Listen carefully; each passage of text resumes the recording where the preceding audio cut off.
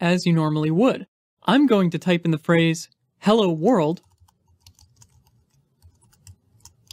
which is a common test phrase used in the field of computer science and software development to test that a system is working properly. Next, save your file in a place that you'll be able to open it later, and be sure to save it with the file extension .html. So I'll go ahead and save the file here, and I'm going to save it to the desktop, and I'm going to name the file index.html and hit save. If you've already saved the file as a .txt file, don't worry. Simply find the file again and rename it with the extension .html, and you'll be fine. After you've saved your HTML file, leave your text editor open because we'll need it again later. Now for the web browser part.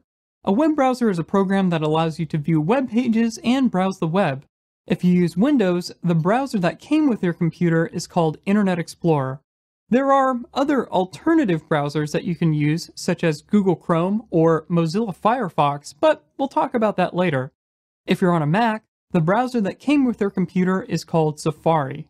My web browser might look different from the one that you're using, but if a web page is coded properly, it should look very similar on any computer. In fact, as we'll discover, that's part of the beauty of designing websites. Let's go ahead and open our web browser. Again, if you're using Windows, the browser that came with your computer is called Internet Explorer, and it should have an icon that looks like a big blue E.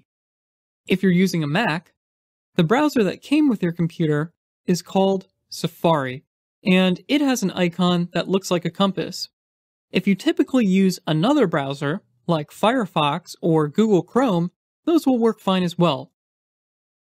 So let's go ahead and double-click this. And once you have your favorite web browser up and running, you can go to the File menu and select Open and open your file. Or you should be able to just double-click on index.html. In your browser, you should see the text that you typed into your text editor. Now, that was surprisingly easy, wasn't it? You'll find that creating HTML documents is a bit more complex than that, but in general, especially in the early days of the internet, a simple website is just a collection